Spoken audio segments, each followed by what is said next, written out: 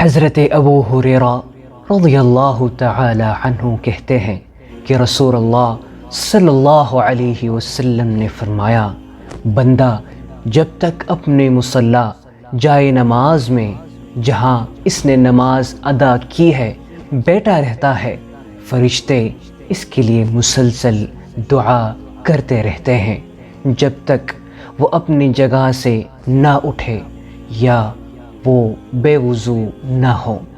فرشتے کہتے ہیں، اے اللہ اسے بخش دے، اے اللہ اس پر رحم کر۔ نماز پڑھ لینے کے بعد جگہ بدلنے کی بجائے اسی جگہ بیٹھنا انتہائی فضیلت کا حامل ہے۔ ان آسان اعمال کے ذریعے فرشتوں کی دعاؤں کا حصول باعث خیر و برکت اور نجات ہے۔ جلد بازی کا مظاہرہ کرتے ہوئے اس عظیم سعادت سے محروم رہنا یقیناً بہت بڑی محرومی ہے۔